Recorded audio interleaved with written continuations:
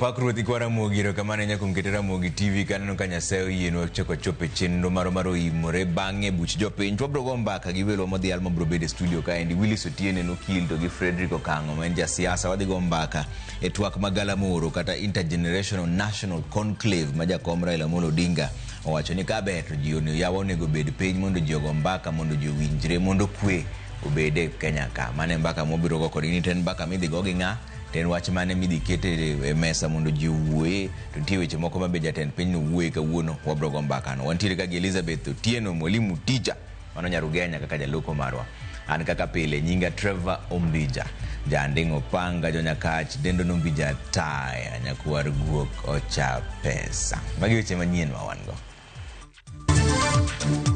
Ati wachome mali ya watu, ati walete maafa Kenya, ati ndio wapindue serikali ya Kenya kabla ya 2027. Mimi nataka niwaambie wajaribu. Watajua hawajui. Wajaribu. Jatend piny Kenya William Ruto wuok mager gi jonyatulo e kinde ng'anyo ka onyiso bila mondo rak rekod gi kako winjore. Nonro mar duol makedo ne ratich oganda yango ni ng'anyo sikelo tho mar ji 115 e pacho ka chakre dwe mar 6 higa mokalo. Miwa sasa kama wamefunga, miwa kuharvest ni miezi ngapi?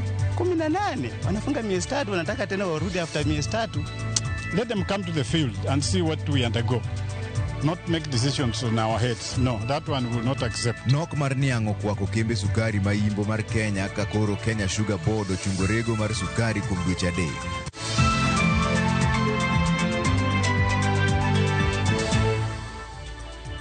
Amano jatend piny Kenya William Ruto kone jok mageto thulo oko sirikande ni oparo nigi paro morem ni maro onge thuolo kata matin mar thulo sirikal mare e tok chik. Ruto no nyonore ni sirikal biro kawo okang' mager ne jok matemo wang'o tesend obila kata donjore kod arita kwe mar piny ka. Walter Nyambaga nigi ler mar wachni. Tem kitho mondine jomoheri. Ataro mar biuru ira un moganguru mapek. To unu yuduyeyo. Tunaelewana? Wajaribu. E siasa mar loko telo. Koro medo mako mach pachoka. E kaja tem piny William Ruto. Golo siem mager kapino. Ne joma temo thulo serikande. Nibiro neno gimane pundo ne neburubala. Hamuwezi kutuambia ya kwamba munaweza kupanga fujo ati mpindue serikali ya Kenya. Tafuteni vizuri. Sijui kama tunaelewana. I want to tell those characters, the ones who are telling us, giving us lectures, that they can change this administration using unlawful, using violence, using unlawful means at before 2027. Let them try. Ruto mane oloso dagoreti e kinde sidho gedo mag ute manengo gi ogonyore okone jok maparo ni loch mare nyalo rumo kapok jochopo yiero maduong' 2027 ne oparo modeko kendo moleo ni mar siasa mag athuye e kendo sundo ganda kata dho udi e kaka yoro lochore sirikal e gie tok pacho ok ne nyalre. Kwanza niliona ati wanasema ati sasa hawatangojea 2027 ati tupige kura. Ati wanataka kupanga fujo. Ati wapange maandamano. Ati wachome mali ya watu. Ati walete maafa Kenya. Ati ndio wapindue serikali ya Kenya kabla ya 2027. Mimi nataka niwaambie wajaribu. Watajua hawajui. Wajaribu. Allah. Hii ni Kenya ya demokrasia, my friends. Kenya ni inchi ya demokrasia. Jatend piny mane loso mager kajal momuonya pilo chiko okone japiny rowere e kata jasiasa manyalo wang'o tesend obila kata monjo obila en janjore makoch manyaka to koro toka nyuogo kendo kol oko kamineme. Na kama walikuwa wanafikiria ile walikuwa wanafikiria, wafikirie tena, because mimi nimenyamaza, mimi nimewavumilia, lakini mahali imefika, enough is enough. I want to say that for the avoidance of any doubt. Sijui kama tumeelewana jameni? Tumeelewana? Wacha nirudie. Those who attack our police, those who attack our security men and women, those who attack our security installations, including police stations, that is a declaration of war. That is terrorism. We are going to deal with you firmly. Kaniotene kod ja od bura malang'ata Felix Oduor kod Beatrice Elachi, jatend piny omunono gimomiyo sirikande ema iguro pien kendo pong' kod liet mathoth mopogore kod jotend piny mamoko mosekalo kaka Daniel Arap Moi, Mwai Kibaki kod Uhuru Kenyatta. Na mtu asini, unajua wananiambia sijui nini, sijui Moi, sijui Moi. Moi alikuwa rais wa Kenya, vile Kibaki alikuwa rais wa Kenya, vile Uhuru alikuwa rais wa Kenya, na kabla ya Moi kulikuwa na Kenyatta, na baada ya Moi kulikuwa na Kibaki, na baada ya Kibaki kulikuwa na Uhuru. Hii kisirani ni ya nini? Hapana, hapana, hapana, hapana, hiyo ni upuzi. Sio kama naelewana bwana. Tuko pamoja. Hii fujo yote wananiletea, mbona hawakuletea Kibaki? Mbona hawakuletea Uhuru? Hii madharau na kiburi ni ya nini? Walter Nyambaga, Ramogi TV. Ogai mar duond bura mar DCP Rigathi Gachagua onyiso jatend piny Kenya William Ruto ni onge ng'ato machano loko loch mare kapok ochopo higa mar 2027. Gachagua lero ni chenro margi mar gole oko en kokale yiero maduong' mabiro. Jafwambo marwa mar siasa Chris Owino lero nowachni. E bwo seche adek mag duokruok, ogai mar DCP Rigathi Gachagua ochomore tir kod jatend piny William Ruto e weche mag temo donjo e sirikal ka gitiyo kod dhoot machien. Are you ready? Giduol motegno, Gachagua oyie ni en adier gi chano golo Ruto e loch, makman gi chano thich e oko e apisi kokalo e ombulu e yiero maduong' mabiro. Just relax and stop crying wolf that anybody wants you out of office unconstitutionally. There is no leader here who is planning a coup, and none has the capacity, and nobody is interested. The leaders in this country, and indeed 95% of the Kenyan population, want to humiliate you at the ballot. They will relish that moment. None of them would want you to go out through any other method, unless, of course, you decided to resign on your own. Kaluwore kod Gachagua, okang' mar Ruto mburo ywa kinde ka kinde jo siasa mobalo kod sirikal chano loko sirikal mare en ranyisi ni oseywa ng'ich ewi yiero maduong' mabiro. To stop being angry. That will not help. You need to know what you need to do because you have not been listening to the people of Kenya. The people of Kenya are more angry than you are. They are angry because you have overtaxed them. There is wanton corruption. There is abductions and extrajudicial killings. Kaoloso e boma maduong' ma Nairobi e kinde yawo ayanga chenro mar gero udi manengo gi ogonyore, Ruto okwaro wang'e ni ok obi yie mondo jomoko ogole e telo ka gitiyo kod ng'anyo mag Gen Z. E duoko mare ne William Ruto e wi gimomiyo oganda jo Kenya ne ok ogoyo koko e kinde telo mar Mwai Kibaki kod Uhuru Kenyatta, Gachagua wacho ni telo ariyogo ne otiyo kaluwore gi chik. Mwai Kibaki and Uhuru Kenyatta were guided by the Constitution and the rule of law. They did not capture our constitutional institutions to work for them instead of working for Kenyans. They never killed children. They never attempted to build churches in State House. They never organized militias to destroy people's property and kill them. Ewi ng'anyo mag Sabasaba chieng' wuok tich jumani mane oweyo ji mohewo 30 owito ngimagi e lwet obila, Gachagua wacho ni kweth moro moyiedhi mar obila emosebedo ka chielo jong'anyo kod magina. The National Intelligence Service has procured Subarus to give an impression that this killer gang is from the DCI. This is the National Intelligence Service, and this squad of 101 people was formed when I was still in government. Officers were recruited from the Administration Police Unit, for special training by NIS on abductions, killings, and cover-up. Gachagua owacho magi e pare ma Karen motelo dhi e piny Amerika odhiambo ma kawuono e limbe mare mar dweche 3.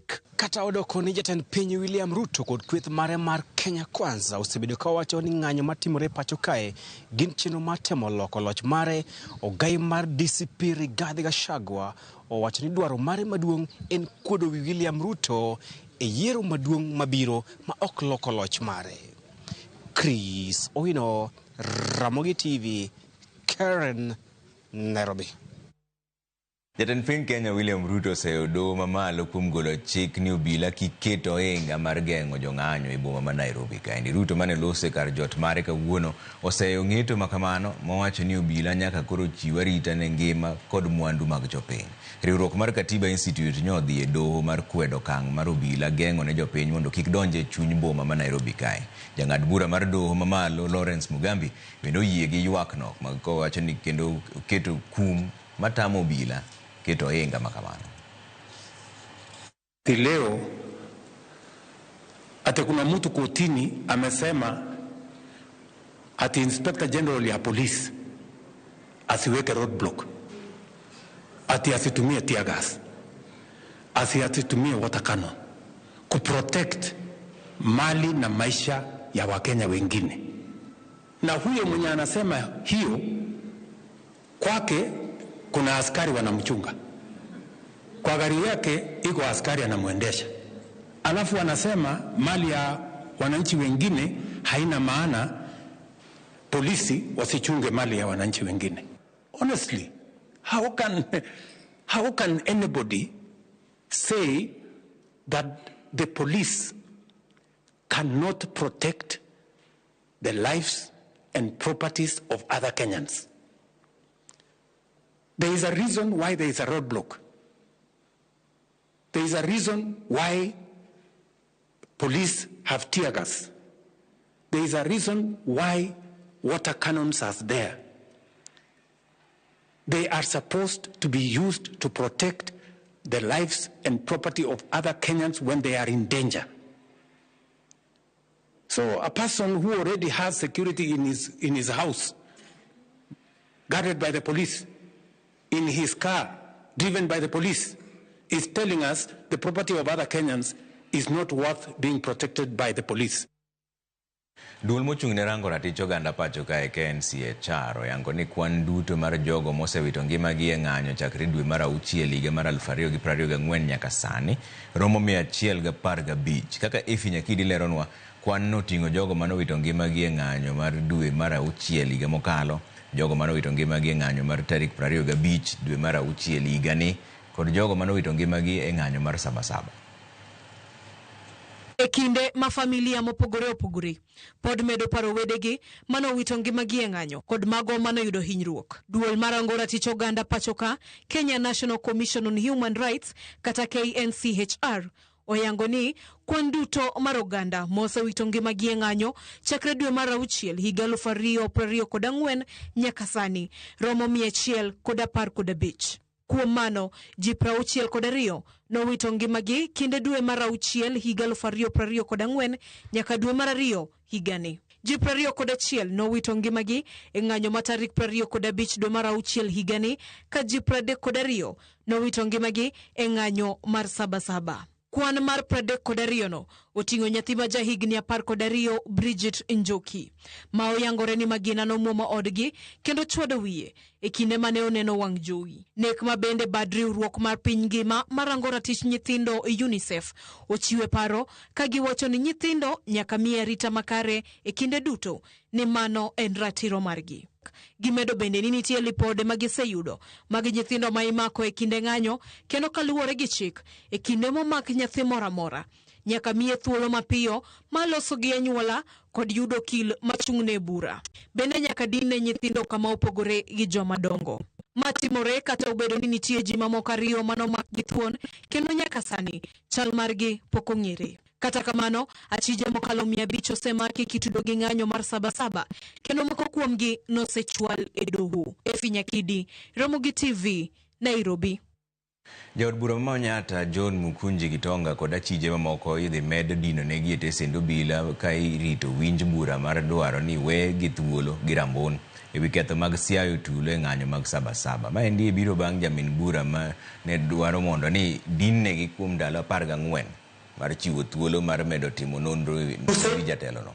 Mukunji ne omaki ka itude kod njore kod kelo tulo e kinde ng'anyo manobagi e pacho ka endi mar Sabasaba ka nyaka sani domi e thuolo mar mondo mi otere hospital oyud thieth. Because you said reasonable belief that they were communicating with so and so. Who are those so and so? Have you established who are those so and so? Your Honor, what I just said, I was not at the time of the arrest. I was not at the scene. You have answered that question anyway. The dates spanning from the 25th of June to the 7th of July, correct? Yes, Your Honor. And therefore, the dates are correctly captured and reflected in that particular diary, yes? Yes, Your Honor. Did you extract it? To 7th of July, correct? Have you annexed the extracts of the names or the amounts that were paid? So motion dated 8 July will be heard tomorrow, which is 10th. I do not indicate a time at 9 a.m. Riwruogo kinde mamene miluongo ni FEDA oseyo tim magiwacho ni sani koro medore ng'anyo mar bambo kendo rocho ratiro mar mine kod keto ngima nyithindo matindo kamarach. Kotelnegi kod jakom margi Christine Kungu okindego koro dwaro mondo obila okasre gi nonro kendo chiw ratiro ne mine kod jogo duto mosehinyore ng'anyo mag rawere. Simpro Sokinda nigi ler mar wachni. Riwruogo kinde FIDA onyiso lit magin godo ewi ng'anyo mosebed ka ibago e pacho ka magiwacho ni kidek miyo piny Kenya bed achiel kuom pinje maonge chike matayo. Kagiloso kod jofwambo minego kotelnegi kod jakom margi Christine Kungu onyiso kuyo magin godo ewi thoe masiko neno e kinde ng'anyo. The horrific events that unfolded on July 7th, popularly referred to as Sabasaba, the June 25th mass Gen Z-led protest, and June 18th, Justice for Mwalimu Albert Ojwang protests. So far, both the media, the Kenya National Commission, the Kenya National Human Rights Commission, and civil society organizations, data confirm that at least 50 people have died from the 3 protests. The latest casualty is a 12-year-old Bridget Wainaina, who was hit by a stray bullet on Monday, July 7th, while inside her family compound. Ukindego onyiso luore wi wache mosieko matiyo kod bembo kaka yo mar thiro mene kik chope ng'anyo. The Kenya National Commission on Human Rights reported incidences of sexual violence during the June 25th protests, including rape, gang rape, and attempted rape. The media also documented cases where criminal gangs were using sexual violence deliberately to intimidate women protesters and diminish female participation in the protests. Kalore kod FIDA gisedo buche moyo 20 mag mine mobambi masani gitemo nono. Nwakwayo ni mondo watim nonro wang'eane ni mine mihinyo sama ji andamana gi nikech be wasewinjo cases mang'eny kabisa ma mine ma ose mak matek kata nyithiwa manyiri mibambo pile ka ji ntie street okber. Dwaer ng'eyo ni ere atua ma polis osekao. FIDA bende oriwre kod tem jochiw thieth e pacho ka e dwaro mondo ute thieth ahinya mathiedho jong'anyo moyudo hinyruok mondo chiwnegi arita e kindego. Sub-county hospital within Kajiado County was attacked by rowdy youth, endangering health workers and patients, majority of whom were women and children. This trend is unacceptable. We stand in solidarity with the medical professionals union in condemning this incident in the strongest terms possible. FIDA osingo mar chiwo kony ne jogo manoyudo hinyruok e kinde ng'anyo ma kamago kaachiel koda mago manowito jogegi ka gijiwo jatend piny mondo chiw telo makare kendo tajo piny yudo ratiro ne joma noyudo hinyruok e kinde ng'anyo mag Gen Z. Simfros Okinda, Ramogi TV. Anyuola mar rawera ma jahigni 19 kar dak ma Kenyoro e kaunti ma Nyamira yuago ratiro ni wuodgi manyochiel kod magina e kinde ng'anyo mar jopuonjre mag kar tiegruok ma Nyamira. Ng'anyo no nyochwe omiyo rawerago owang'o tesend obila ma itibo kendo medo kelo luoro e alworano. Judith Omondi lerono wachni. Otese ma odong' mirni, mwandu ma wang' pep, Kendo korot ma omuki moweyo tisendo bila ma itibo kaunti ma Nyamira Gunda. Mae chalne bang' ng'anyo mane obak kod jopuonjre mag kar tiegruok ma Nyamira. Ng'anyo ne koni ne okel kod ng'ur e wi apaya marach, ka bang'e to jong'anyo lokore kendo chako dhi ataro mar chik kama ne giwang'ie apikni ariyo. Jana asubuhi tuliamka, mimi nilikuwa nimejitayarisha niende kazini. Kufika hapa nikapata habari ya kwamba kuna watoto ya institute ya Ekerubogie Tai wanaandamana. Wakatokea chini wanakuja na mawe na marungu. Nikauliza ni nini ninawafanya waandamane. Nikasikia ya kwamba chambo lenye wafanya waandamane wako na shida ya barabara yao imeharibika ya kuingia institute na ya kutoka Tombe mpaka institute huko Ekerubogie Tai. Tulo mag ng'anyo ridore bang' rawera achiel Brian Arisa chiel kod magina kendo wito ngimane kanyo. Hiyo kijana ameliwa, walikuwa na hiyo askari lopa, walikuwa wamesikana na yeye pamoja, walikuwa wanaongea vizuri na yeye. Sasa wanaongea wakafika kwa police station, ndio nilisikia shooting, nikatoroka tena, nikarudi hivi nikapata amelala chini. Jonyuol mag Arisa oyuago wuodgi ka gikoni osebedo rawera maber mane ok owinjo tho e lwet obila ma ok oterie doho poni ne otimo ketho. Hatumii pombe, hatumii chochote ya kulewa. Hii ni fundi ya kujenga manyumba. Sasa niliitwa tu ati kijana yako amekufa, amepigwa risasi. Sasa mimi nataka kuomba serikali nisaidie, usaidizi na kwa hiyo askari ambaye alipiga hiyo kijana risasi, aulize ni nini, kwa nini alipiga yeye risasi.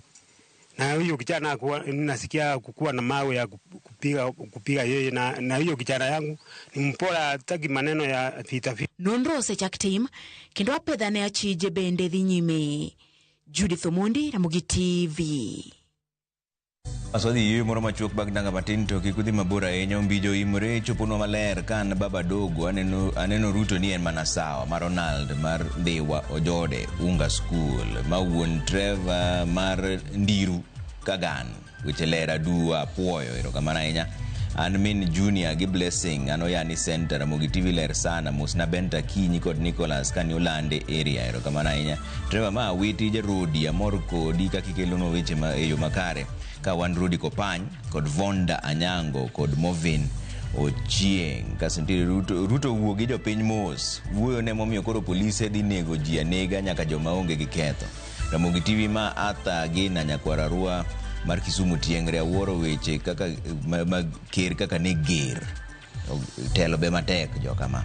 Aneno machielo kendo ka endi wuora ma endi Collins Obuon kata ker mar Chokora Kenya mangima. Waneno Ramogi TV ka wan Nairobi ka endi Mosna Willis ne anene ng'anyo ka en gi jatende Wanjigi. Wan kaka Chokora bende onego wambe oluongwa e romono mondo wambe ogol pachwa. Imosona majority leader Kisumu County Ken oko nyale. Kaso makamu bende jone Trevor gima baba nowacho no mar dialogue no mane en maka onge to kwe onge. Bas wadugo bang' dakika matin kidhi mabura.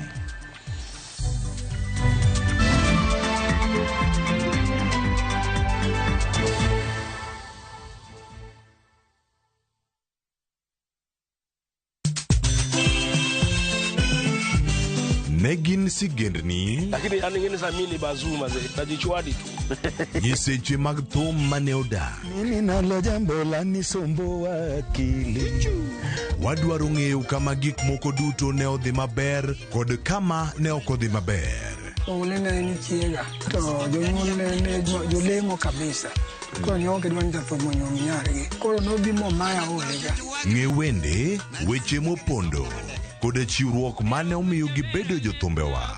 Atemo kano sigana mag joluo. Gene chakruok mar gimoro nyaka bed ga gi gikone. Safar ma wan go mar music mar thum en safar mabor. Riwri kod Solomon Atito Kafaya e chenro mar ng'e jothumbewa. Tich Abich, Sari Okinyi, kik bai.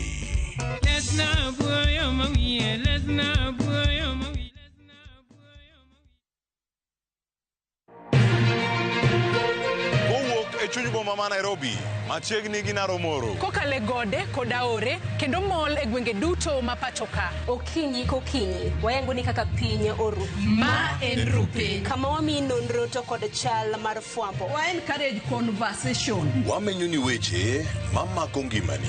Job restructuring kata state restructuring ok promise ni kiwitu tich ka tede yudo tich ka. Kendo in gi duola e mbaka oromo gatudre gi reporter marwa ka en Homa Bay, Mombasa, Kisumu, Migori, Kisii. Wabedo gi twak kachiel koda ka jolony weche mopogore opogore. No, wamiyo parliament a lot of authority. To authority no gitiyogo mana mondo konygi. Tudri gi Joyce Oduor, Sharon Ong'ao kod Cleophas Oluoch e chenro mar Rupiny kod Mbaka Oromo. Wuok tich nyaka tich abich chakre sa 12 okinyi nyaka sa 5 onyango e Ramogi TV.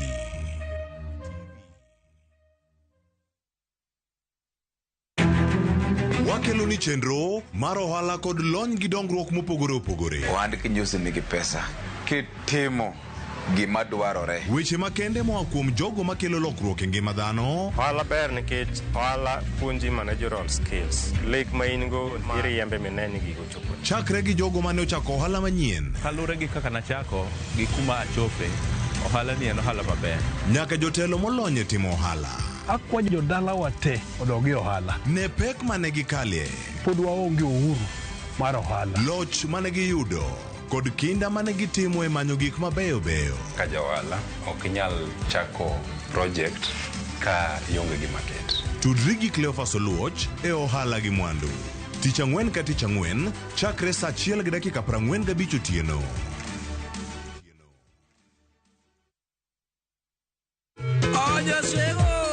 E chenro mar ng'ejo thumbewa, tich abich ni wuotho terowa nyaka lak nyiero e gwenge mag Wasi e Suba, kama wayude Odosh Jasuba. Joga loso ne thumte. Sina da kodgi kuoli mokada wach wori kan yane moko herane mongane moher.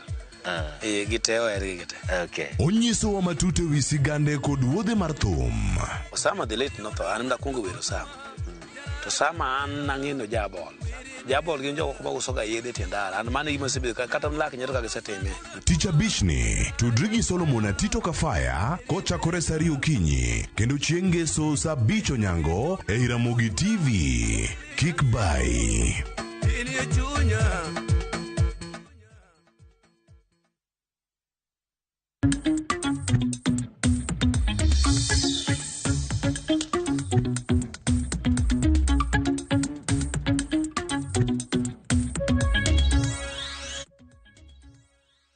Odonjore chamago wala ni jopur niang' mowuok imbo mar Kenya onyiso ich wang' margi e wi ondamo ma board mochung' ne pur mar niang' ne oloro godo kembe thuolo mar dweche 3 mabiro kochakore tarik 14 dweni. Board no ne oyango nok mag niang' moromo kaka gino ma omiyo gikawo okang'no. To kata kamano jopur go to wacho ni ok omigi milome moew kendo mabiro hinyo tich magitiyo sani. Jopur dwaro ni duolno mondo bed kodgi piny kendo giwinjre ondamo mowinjo kawo.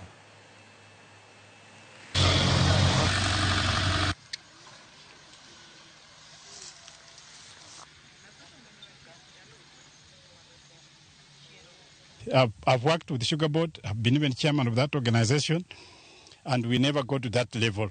Shortages of sugarcane is something that is normal. Sometimes there is oversupply, sometimes there is undersupply. So that is not an issue for us, but it's not. It's for us to determine that, and the millers are not any bureaucratic organization like Kenya Sugar Board or the Ministry of Agriculture. Let them come to the field and see what we undergo, not make decisions on our heads. No, that one we will not accept. If anything, we will agitate for their disbandment. Hiyo miezi 3 bwana, miwa sasa kama umefunga, miwa kuharvest ni miezi ngapi? 18. Wanafunga miezi 3, wanataka tena warudi after miezi 3. Hiyo miwa haitakuwa imetosha. Ituulizie tunataka aje, sababu kampuni kama hii ya West Kenya bwana inatuumiza. Sasa kampuni zikifungwa itakuwa sawa kupea muda miwa zenye ziko miezi chini siweze kuwa juu. Ndiposa wakulima waweze kupata tonnages za juu wakivuna miwa ambazo zimekomaa. Zenye ziko mature. Zile miwa ambazo ziko 15 months itakuwa zimemature na 18 and up.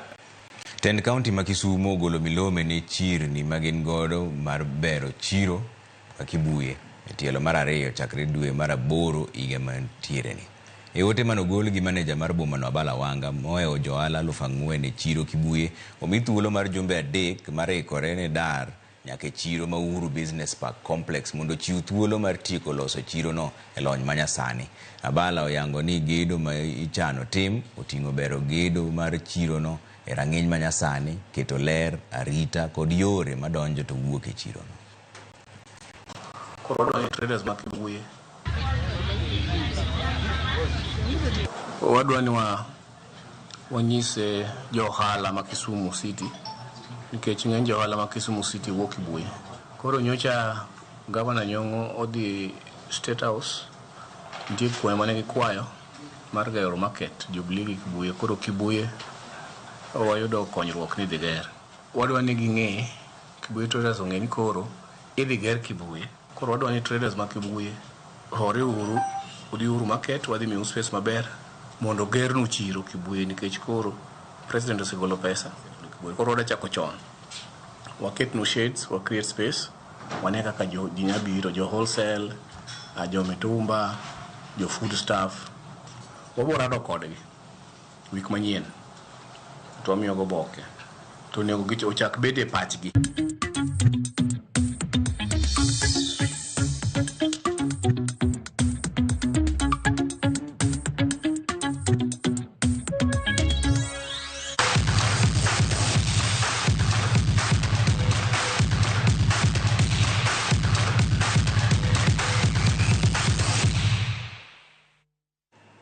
Wadonjo ne weche mag tuke ni tim mar